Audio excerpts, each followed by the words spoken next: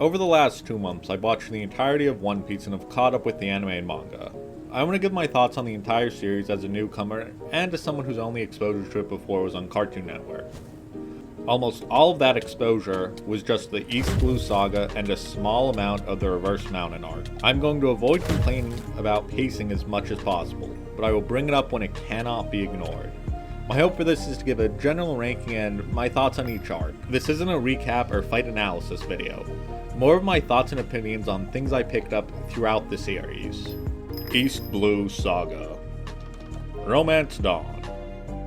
There's not a lot I can say. This is one of the best introductions to a series. It sets a good tone for what I consider the first 3/4 sagas of One Piece. Zoro pre-time skip is such a different character than what he eventually becomes. The amount he smiles and laughs is honestly incredible. He cements himself pretty well. Luffy is Luffy, all of his character growth comes post-time skip. Kobe's introduced and he's cemented as a crybaby. I will get into comparisons to the new world during that section, but this is a good start to world building and is forever burned into my mind with the amount of times I've seen the first 3 episodes. Orange Town. The GOAT Buggy is introduced here.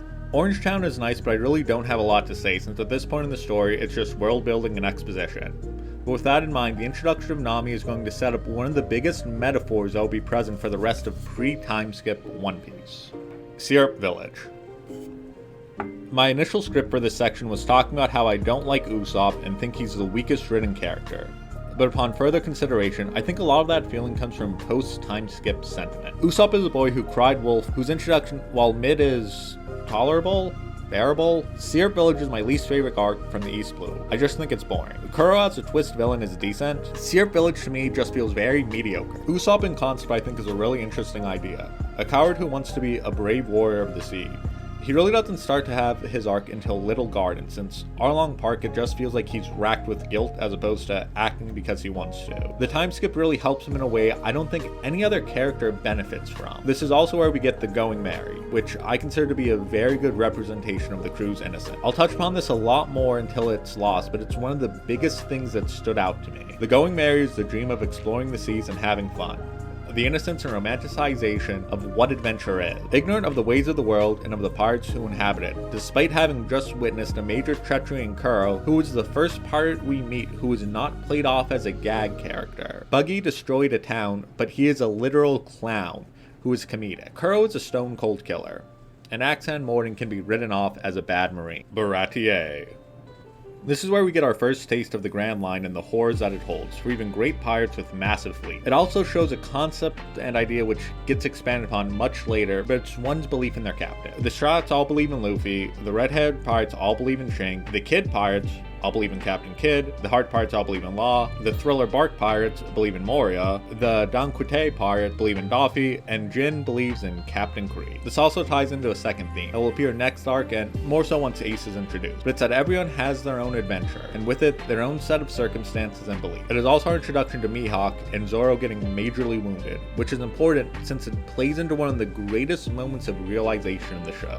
Nami sealing the Going Merry is also important since it shows the dangers of placing their trust in someone blindly, hence the loss of their ship and their innocence. The adventure that Luffy has sought out has already seemingly been destroyed. Notice how so far I haven't talked about Sanji. There is not a lot to say about him at all during the East Blue Saga. In fact, outside of one moment in Skypiea and Water 7, he really does nothing outside a fight. I think later on, Oda realized that Sanji's the Straw Hat that had the least amount of backstory or information or character, and that's why Whole Cake needed to happen. But outside of his initial backstory, the only other thing we ever learned pre-time skip is that he's from the North Blue, and what amounts to a throwaway line that there's only one devil fruit he ever wanted. Arlong Park. This is where One Piece really begins in my opinion. The arcs before this serve as character introduction, and Arlong Park serves as the first proper fight that the Straw Hats have. Outside of the help me line, there's actually a bunch of good character moments for all of the crew. The funniest comes from Zoro, who's walking around with mortal injuries and has Arlong completely flabbergasted and considering him a monster since he is still bodying people with what should be wounds that have killed people 5 times over. Now, to go back to the help me. What makes this scene is that Luffy chose to skip hearing Nami's backstory and just immediately went to help her. I think this shows what Luffy's most important trait is, which is very simple. He wants to help his friend. The details don't matter, he will do whatever he needs to do to accomplish that. This arc really establishes everyone as fighters, minus Nami. Sanji has good moments, but Zoro really steals the show here. The entire arc is one of my favorites because it has such a simple formula, but it executes it extremely well, and it doesn't run into problems later in the series where everyone has to constantly be separated at all times. It also sets up what I think is an important Usopp moment that won't really be paid off until Little Garden, which is Usopp wants to change. He knows he's only fighting because of guilt, but wants to change that. And with Nami won over, the crew's naive innocence returns, since they were able to solve the problem, and they set out to Loguetown. Loguetown. This is the last arc in the East Blue Saga, and despite important world revelations and introductions, I think it serves as more of a declaration of what will happen. They're forced to flee in order to set out to the Grand Line and not be caught. The Grand Line adventure starts with them running away, and it ends the first time with them attempting to do just that. The words "smoker spoke," while harsh or arrogant, become painfully true. Arabasta was a flash in the pan, Sky Island was Enel quitting, Water 7 was a formidable showing, but ultimately just escaping. In Thriller Bark, Moria says it outright. They aren't ready for the new world. They aren't ready for the Grand Line. The fact they got as far as they did during the first half of the Grand Line is an amazing feat. Overall, Loguetown holds a special place in my heart, since I think these are the episodes I remember the most when I was a kid. The East Blue as a whole is a fantastic setup to One Piece, and as a beginning chapter, it does its job well. One of One Piece's biggest strengths is that it never really tries expanding its world unless it's relevant, and the manner in which it does so leaves a large amount of intrigue and a lot of stuff up to the imagination. This is possibly my favorite saga just because it still feels so grounded, and everything about the world still feels like a giant mystery, and in the world the Grand Line is the great mystery. Arabasta. A lot of the sagas have a very good idea of what they want to be and what they want to achieve for both story and overall tone. Arabasta does not. Just because of where it is in the story and general needs, it suffers heavily as a whole from doing too much. I'll say now, all the death fake-outs I hate with a passion. It has to serve as both an introduction to the Grand Line, but also to the story arc. I know that Oda's original intent was very different with Arabasta, and he changed it with the introduction of the Seven Warlords. This was for the better, but the whole saga has an identity issue because of Little Garden and Drum Island. Reverse Mountain. The introduction to the Grand Line is a good show of what Luffy will go on to do for the rest of the series. He'll try and just bring a smile to everyone and anything he sees. Besides later story tiebacks with both Brook and Laboon and Clover, being important is a very nice show of just how ridiculous the Grand Line is. We also see some of the first damage to the Mary here, which is meant to show that the Grand Line is going to shatter the view they have of the world and of their adventure. Whiskey Peak. I'll be honest and say I hate Whiskey Peak. It's a good showing of the crew's innocence, minus Zoro and Nami. It's a show-off moment for Zoro, but as a setup for Arabasta, I think it's incredibly weak. It also features the start of death fake-outs. Diary of Koby. I like Koby. He's a good character. 2 episodes do a good job of showing him off. That's really it.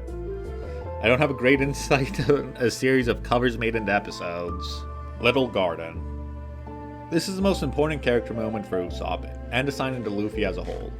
Usopp becoming obsessed with Elbaf and the Giants, and more importantly, his declaration to want to be a great warrior, and in my eyes, be worthy of that title. None of his character will really be paid off until the New World, but it's so important and likable, I just can't help but mention it.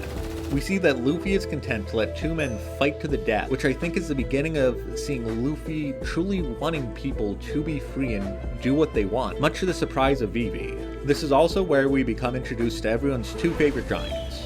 Sanji's call with Crocodile is funny, and this is where I can't help but think about Mr. 3. Extremely powerful to the point he can keep 2 giants restrained. Also, shout out to Zoro striking a pose to be killed in. But back to Mr. 3. Later in the story, I can't help but think of Katakuri. Katakuri compared to Mr. 3 is an interesting idea since it's 2 devil fruits that have similar functionality, but are used completely differently. We see this too with Kid's Devil Fruit versus how Captain John used it to just grab treasure chests. Devil Fruit functionality really is defined by who has them. Drum Island. From this point on, I have absolutely 0 memories of One Piece at all. I kinda remembered Dory and Brogy a tiny bit, but Drum Island onwards, I have no idea. So all this is truly fresh in my mind. Chopper was my favorite character going into a large part of the rest of pre-time skip, so I absolutely love this. We get one of the best introductions to a character and some of the best moments from Luffy, and we get a very important moment to show the importance of flags and their meanings.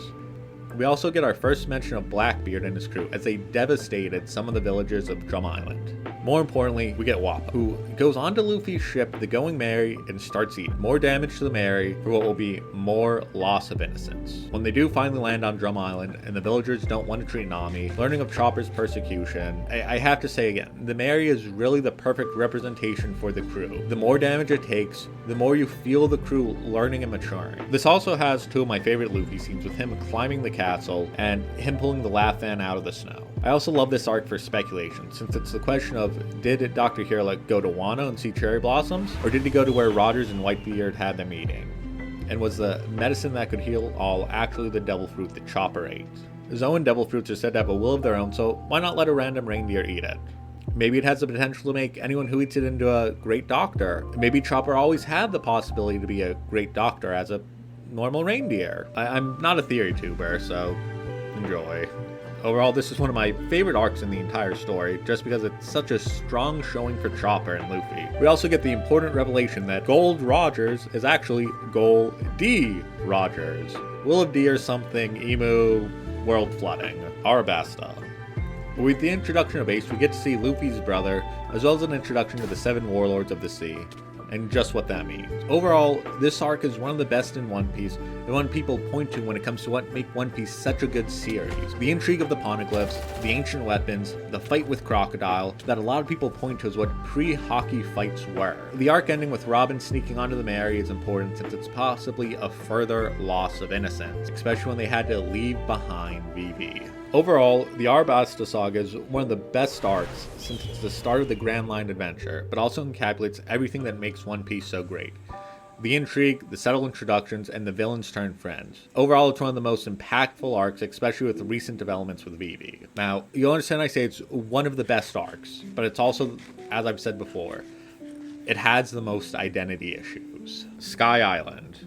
Jaya. We get one of the most memorable scenes of the entire series here, and one of the most important character moments for Zoro and Luffy when they meet Blackbeard for the first time. Luffy vs. Bellamy is a classic, not just for the bladed fight or ideals, but because it shows Luffy finally understands why Shanks laughed when he had the beard dumped on him. It also introduces us to Nolan the Liar and shows us the next arc. This is also where we see Robin interacting with the crew, and we see her calling them by their role on the ship and not their actual names. This is also where the Merry's upgrade in order to withstand the upstream. The modification of the Merry is an attempt at the protection of innocence and armor, a lie to tell yourself that if the Sky Island doesn't exist, it's okay because it's so outlandish of an idea. Skypiea. One of the worst paced arcs.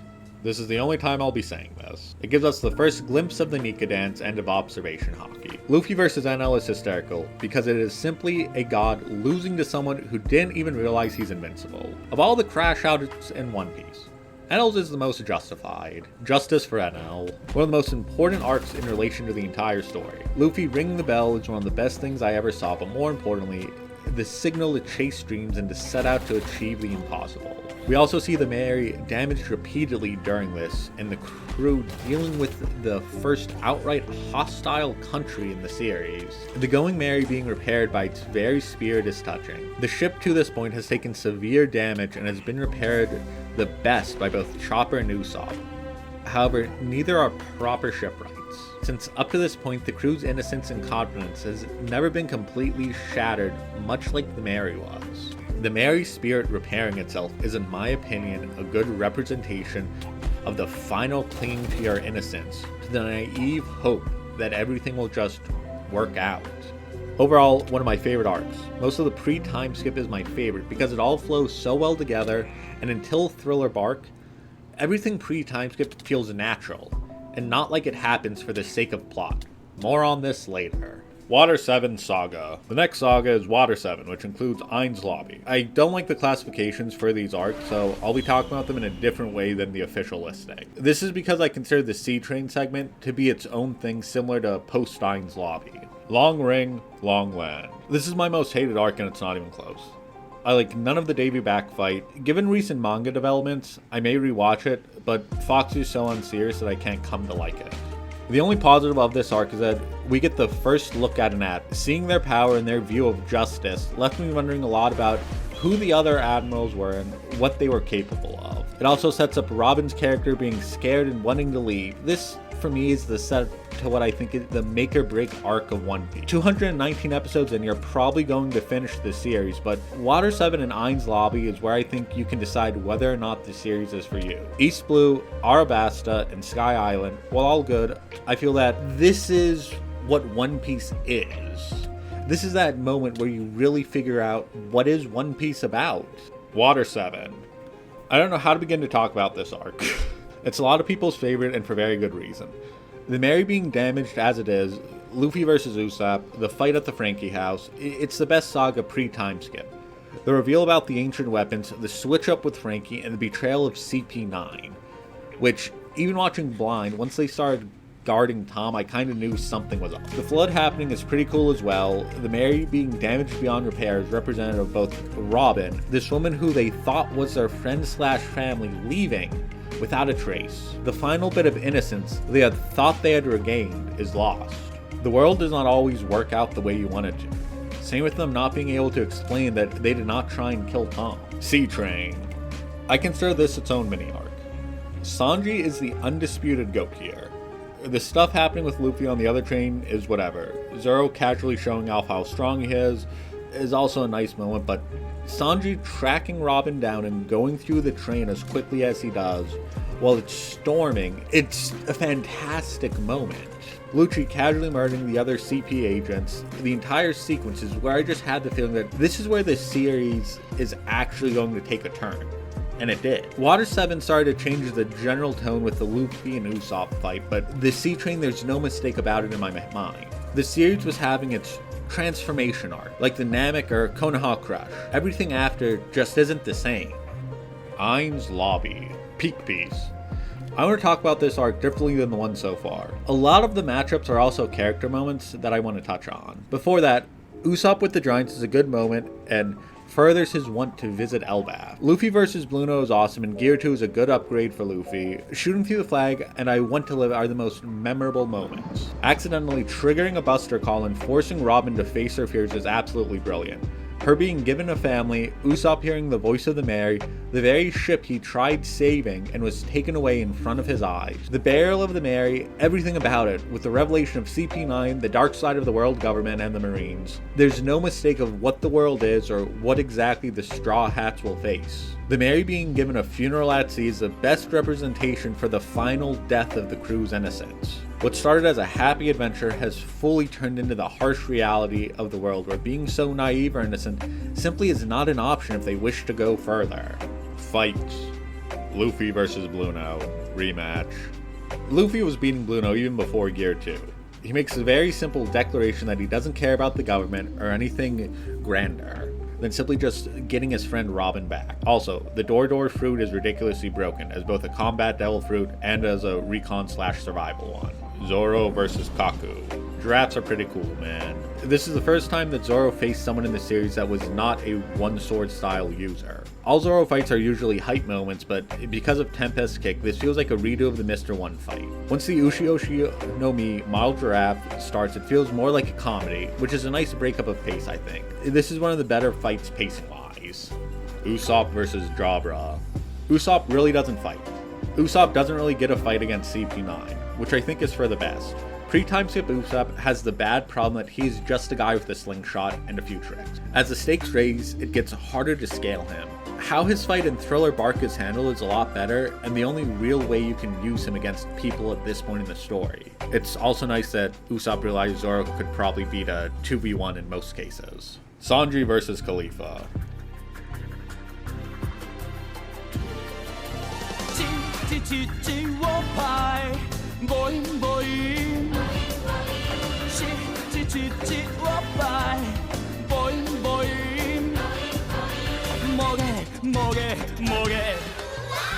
Sanji versus Jabra. This was the least interesting fight. Sanji's fights pre-time skip have good character moments but bad actions. It's also the ones that I know happened but can't remember on rewatch.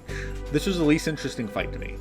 Sanji's fights pre-time skip have good character moments but bad actions. It's also the ones that I know happened but can't remember, but on rewatch, they're fine fights. They're mid. I'm really not a hype moment shonen type guy, and his character moments, I feel, break the pace of the story a lot more than Zoro's does. Franky versus Fukuro. I remember this fight the least. Even rewatching it just for this section, I feel like this fight really didn't happen. It's nice seeing Franky in action and cola usage being an actual consideration. Chopper versus Kumadori. Brains are nice, but have you tried drugs? Monster Point is one of those things that should have been used once or twice more pre-time skip. Him becoming what effectively is just a force of nature is nice because he's a threat to everyone due to his wild nature.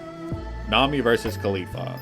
After running away from Kumadori, Nami had one of the best fights pre-time skip for her. The Mirage were nice, but Coward Trio fights even pre-time skip always end up shit. Usopp usually has the best since even after he is beaten and bruised, he performs. It's actually crazy that while writing all of this, only 3-ish fights I remember well. Luffy versus Lucci. Thematically, it can be considered that Luffy saved Lucci too, since he gave him some type of will that we will later see in Punk Hazard, because he eventually awakens and disregards orders after being nothing more than a puppet for the world government, giving him his own liberation via his defeat. Post Ainz Lobby. Waiting for Usopp to apologize is very nice character development, since it feels like Zoro is really trying to do what's best for Luffy and have him grow as a captain. Garp being revealed to be Luffy's grandpa and the revelation about Dragon is some of the most casual delivered lore dumps I've ever seen. Especially with Thriller Bark next, I feel like this is more jarring, just because of how Thriller Bark feels like it gives up on storytelling with information and switches to information with storytelling. Thriller Bark. Thriller Bark's a really weird arc to me. Recently, a lot of people seem to think that the monster in the Florian Triangle is Imu. I like Brook as a character. It's unfortunate that the entirety of this arc feels like it exists simply for the plot. Let me explain. Up to this point, it felt like the characters were driving the story. Everything that happens is told and feels like it's only done because Oda needs to give exposition and wants to further world building in the shortest amount of time possible. He sets up a lot of plot points that won't be used till much later. Not a bad thing. The entire arc just feels like it only exists for plot convenience. I'm struggling to put into words what I mean by all this, but while I love this arc, it exists so that Brook can be introduced and Oda can finish giving details and setting things up for the Summit War and future arcs. The writing of it just feels very out of place compared to the rest of the story, minus one other arc pre or post time skip. It gave one of my favorite Zoro moments with nothing happened here. It also showcases that everyone but Luffy knows they're horribly unprepared for the new world. I just have to say one more time that even on my first watch of this, the majority of this arc feels like it's just meant to explain the happenings in the world more than the story itself. I do want to take a second to mention the fight that was done much better than the previous arcs. Usopp versus Perona. One of the greatest fights of all time. Imagine, if you will, someone so negative mental attacks will not work. In fact, they just make him more positive, to the point you pity how negative he is and start cheering for him. Imagine, if you will, when you send a ultimate attack of negative ghost, only for them to become more negative after passing through him. This is peak Usopp fighting. A lot of people consider the Luffy fight to be his best pre-time skip, but this fight really shows how Usopp is a master at tactic. If more Usopp fights post Dressrosa were like this, I'd be happy. Summit War Saga. Probably one of the better sagas in One Piece just because it feels so much shorter and self-contained. And what I mean by this is that there's no flow into the next saga, just a very solid self-contained story. Shibodi Archipelago. The Fish Rider Pirates are a nice gag. The introduction to slavery, celestial dragons, and the other rookies is a nice world-building moment. Luffy has one of the best moments here. His freakout with Kuma killing his crew is perfect. The whole arc from the auction house onwards is where the real meat and potatoes of this arc is. Kizaru is a good pair to Akoji. Rayleigh has one of the best introductions. The Supernovas fighting and Kuma sending the crew away is so iconic. This arc will always have a special place in my heart simply because of how well it all feels. Amazon Lily. I love Boa. I have no further comments. Straw Hat Separation. All the stories are interesting, with the notable one being Brook, due to recent developments in the story. Robin's was probably the most interesting one to me. Franky's felt important, but after Egghead Island, I feel like his is much more impactful retrospectively. Zoro's is meh. I'm happy to see Perona again, or whatever her name is. Nami's is a world-building moment. Chopper seemed important, but Chopper is a discussion for another time/video. Sanji's a shit. As a gag, it's good, but I feel like he should have come out of that knowing a lot about the Revolutionary Army and about Dragon. Usopp's is the biggest disappointment just because of how little of an update he would get. I mean, the second half is more of Usopp's half in my opinion when it comes to storytelling. Impel Down. This is one of my favorite arcs. The pacing, the dread, the despair, the comedy, the developments, Bon Clay, everything about this arc is perfect. How Luffy acquired his poison resist is badass. Blackbeard starting his plan is a masterclass in planning. Also, Buggy's appearance. Impel Down and the saga as a whole feel like it's a much needed character development moment for both the world government and for Luffy. Magellan as an antagonist is perfect because it's such a contrast to every other villain we have seen. Shout out to Hannibal and the Zoan Devil Fruit Awakening explanation also. Learning more about the Revolutionary Army is always nice. All my thoughts on Impel Down have been said a lot better by other people, but Impel Down also answers an important question, which is, why haven't there been more rebellions or people killing Celestial Dragon? We'll eventually get an answer in Fisher Tiger, but the government goes to great length to cover up crimes that would be inconvenient for the government. I hope eventually Shiro is explored more, since I think it's an interesting question to know being an Impel Down as a jailer made him more murderous, or if he was always like that. Also, Magellan is so real, just having to shit constantly, and being in the bathroom 10 hours a day. Real hero. Marineford. There was a war. People died. The One Piece is real. Flamingo's speech is iconic. Ace getting rage baited is kinda funny. As far as the war arc slash time skip arc go, this one's pretty good. I don't have a lot to say about it. I think for everything the war set out to do for the story, it accomplished. It sits in an awkward spot for me since there are parts of it I really like, but also parts that just really fall flat. Mainly Whitebeard being betrayed feels like it came out of nowhere, even if it's meant to show Akanu's beliefs. I'm glossing over this arc more than others just because One Piece does a good job of establishing tone for an arc, and my general feelings never really changed during it. Maybe in future videos I'll dive into each arc with a lot more depth. Post-war. Bell ringing, Zoro not getting. Everyone trying to train.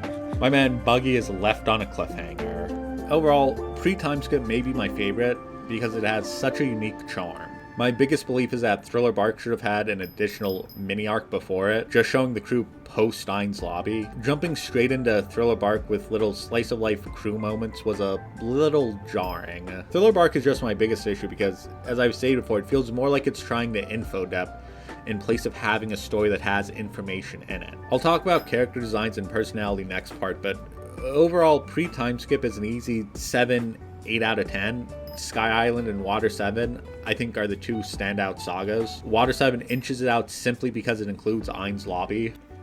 Time skip. Designs. Chopper. They killed my boy here.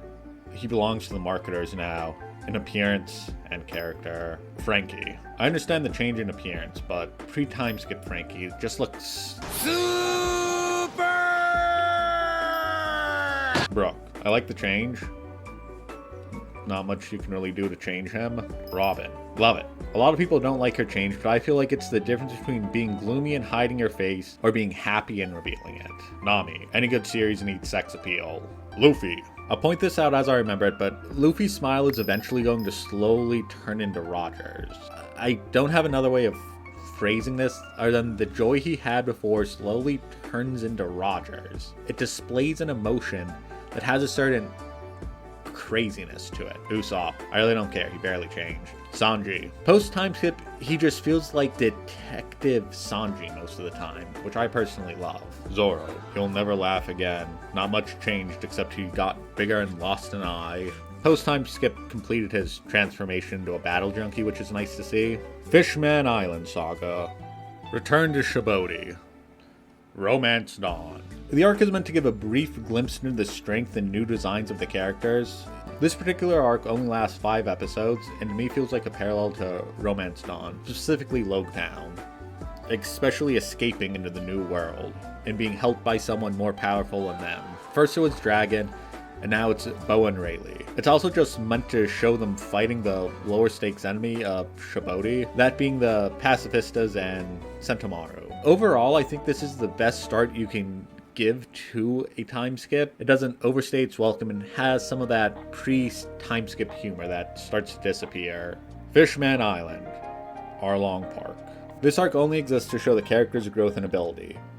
While plot is revealed, narratively it is simply here to show the ease at which Luffy takes care of Harvey. The obvious parallel is Arlong Park. Learning about the ancient weapons and the Sea Kings was cool. This is also the first time we hear of Joy Boy. The big battle serves a nice purpose of showing strength and that they are ready for the new world. Since pre-time skip, none of them minus the monster trio would be able to survive something like that. Overall, I think this is the best introduction saga/arc for a post-time skip. It does a really good job of blending what I think to be the two types of storytelling styles of pre-time skip and post-time skip.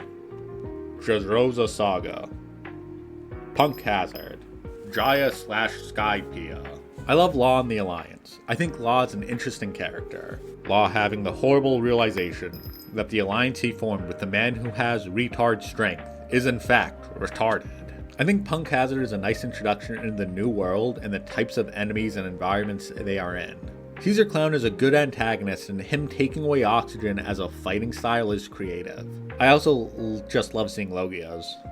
I liked Flamingo being shown as being scared of Kaido, since before this it seemed like he feared no one, and it served as a good scale. Initially in my notes I put this arc as a 7 out of 10, and it reminded me of Thriller Bark, which in writing this I agree with. This also suffers from the Thriller Bark problem in that the primary focus of it is to give information and the story is secondary. I think this does it better than Thriller Bark, but it still hits you over the head with so much to the point that the story is taking a backseat, which I think is unavoidable with something like separating the second half of the Grand Line into this mysterious thing. Also with a 2-year time skip. Dressrosa, Arabasta, Buggy can't lose. Up to this point in the series, Flamingo is the best villain, and it's not even close.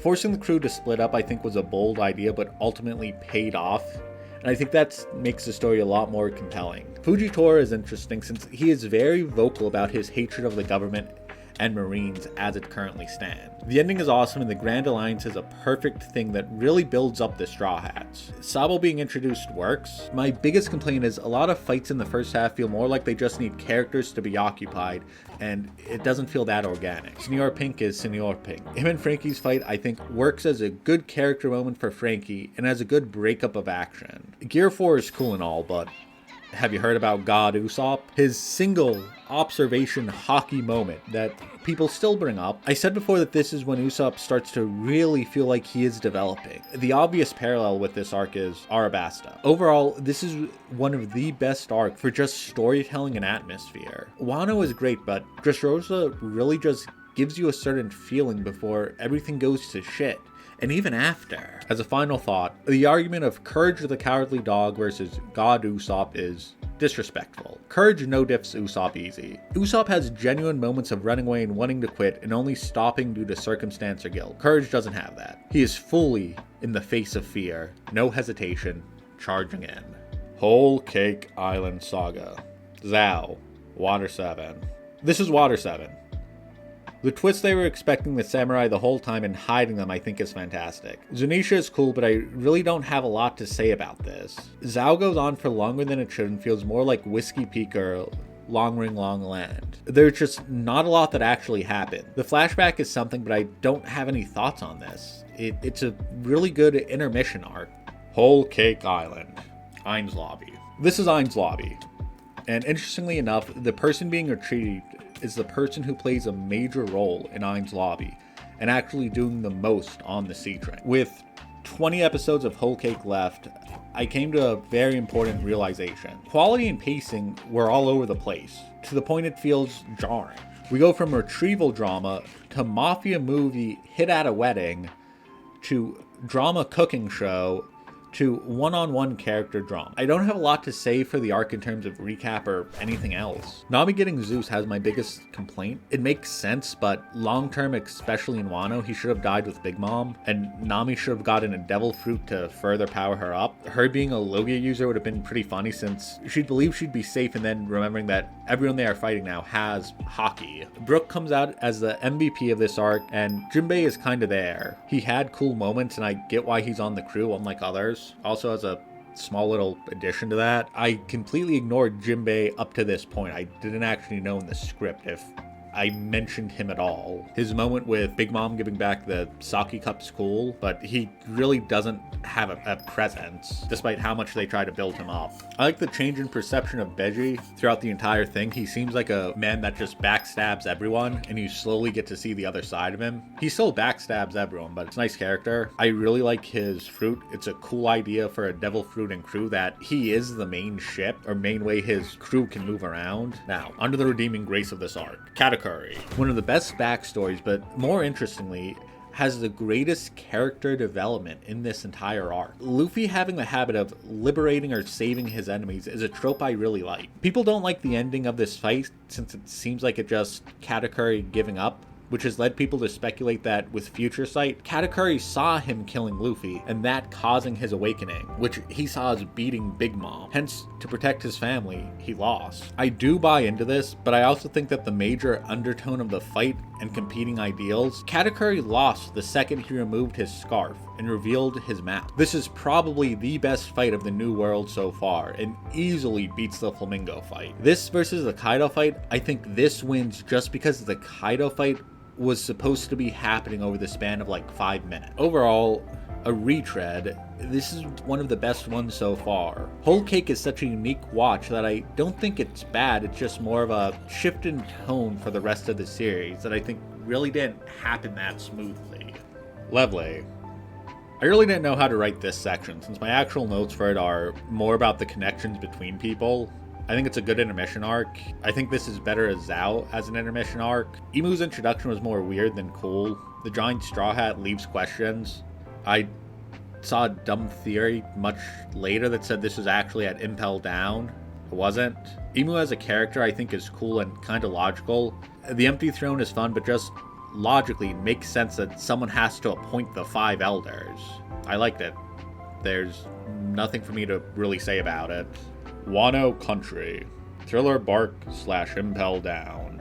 Wano. Did you know that episode 904 is when they started doing flashback to events that happened earlier in the episode? Did you know I watched all of Wano in 3 to 4 days? This is also where I noted that Luffy's smile is starting to get more like Roger's, and that he's finally starting to use Conqueror's Haki regularly. I want to bring up that Dressrosa Zora to Wano Zora is a very natural progression of trying to get the mission done. They really start to hit you over the head with Nika and Joy Boy stuff. Chopper continually being Flanderized hurts. Usopp really has no good moments, and it feels like his character has completely flatlined out. Nami is a fucking demon. Robin is a literal demon, who I love. Zoro's character I don't think can develop any more than it already has. Frankie and Brook just kinda exist, and Jinbei is really underwhelming.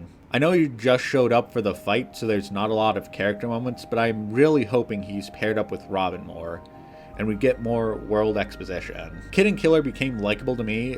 Shame he got bodied so hard. I'm hoping he's not dead for good, and he actually reappears. I like that the raid really does feel like a pirate war / battle. I've also avoided talking about Law for the most part, but Wano really showed why I like him as a character and as a combatant. When he does eventually lose to Blackbeard off screen, it leaves a bitter taste, but it's also the only thing story-wise that makes sense to happen to him. He already had his arc.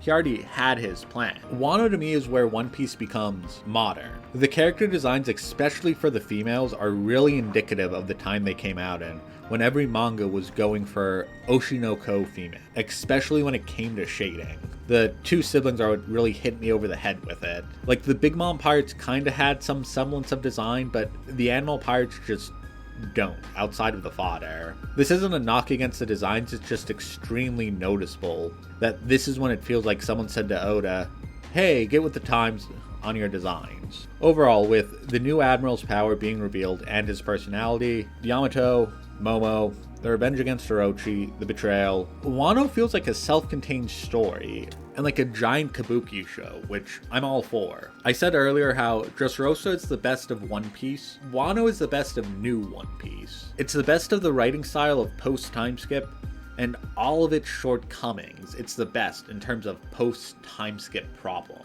Gear 5 is also really cool, and it's one of the best things Oda has ever done. My overall takeaway and opinion on Wano is that Buggy cannot fail. Final Saga. Post Wano is called Final Saga.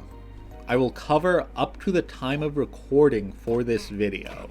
Elbaf, at the time of writing, is at chapter 1170. At time of recording, it is currently at 1172. Egghead. Kuma is the star of the show. Throughout this video, I really haven't talked about character moments or side characters, because I'd be here for hours otherwise. Skipping the fight to after York's betrayal I think was really smart. It's not needed for the story. I also love Zoro's comment on the Mihawk, and I love S-Snake loving Luffy. It's in her very DNA. I'm pretty sure if Boa ever saw S-Snake, she'd be convinced it's her and Luffy's child. Stella/Vegapunk's death I predicted and knew it wouldn't have much meaning. If his brain is Punk Archive and he split his personality, death's kinda meaningless. He can just keep making bodies. The return of Lucci I think is really important, and him being awakened is important too, since it means he actually developed personality. The return of the Giant Pirates is awesome. Egghead feels like a good stopping point for post-Wano. I consider it something like Drum Island or Jaya. It's a stopping point for a bigger story. Kizaru also had a good character moment. The revelation about Bonnie I think is also really good development. Overall I like this arc, but it's clear that Gear 5 puts Oda in a position where he doesn't know how to write for it yet. And using a time limit constantly I feel can get very old quickly. Elbaf. God Valley is cool. Robin's reunion is fantastic. Loki is interesting. My biggest feeling for this arc so far is just disappointment. I wanted them to be on Elbaf for a bit longer before stuff started happening. This was meant to be Usopp's arc and Brook is looking to overshadow him. Rocks and all the flashbacks really did set the tone. We have more questions about Imu and Loki and the devil fruit that's there. Loki's friend Mo says almost 100% Shiraoshi / the mermaid princess and he thought Lola was her. Okay. I just realized I didn't write fucking Jinbei into this script at all. Fucking Arlong Park, and I just realized, I don't think I have him in at all. Is he the only one? Fucking gotta be. It's actually kind of fucking funny. What the fuck is the wording on this? Now. With Nami won over, the crew's naive innocence returns, since they were able to solve the problem, and they set out to Loungetown. Loungetown?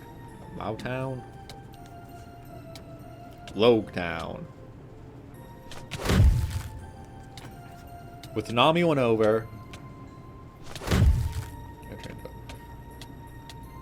and now with Nami won over, the crew's naive innocence returns, since they were able to solve the problem, and they set out to Loungetown.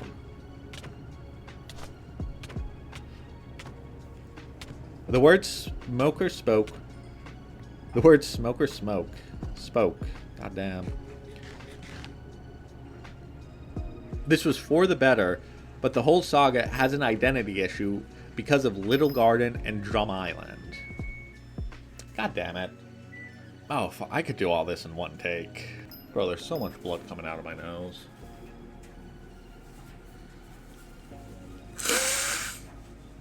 Ugh. That'd be why I can't breathe. Am I scaring the hose? Please tell me I'm scaring the hose. Yo, what's up? What's up? I was just checking because you were loud. Oh, sorry. Good. Just letting you know, you don't sound very natural like reading off a script. Damn, I'm gonna do this. If I have to redo it, I'll redo it. Well, yeah, cause I think the problem is you're trying to follow it to word by word, cause so it doesn't sound like. I've gone off script with some points, right? Once it's all done, I want you to listen. Okay. Well, even just a few seconds I heard when I came down, like. Well, this is the part that I really did not want to do, but I'm doing. Well, okay. Can you take the plates up? When are we making the pizza? Probably in like an hour or two. Like, how big is the pizza? We can make it any size we want. Go. Can I finish this? Yeah, sorry. Yeah, fucking impel down. I have more room for. No, I'm gonna put all this shit in fucking a blooper. Oh shit, there's a long one. This big one. Oh, this is a multi-pager. Fuck me. Did you know that episode 900 is 4? Did you know that episode 900 is 4? 904.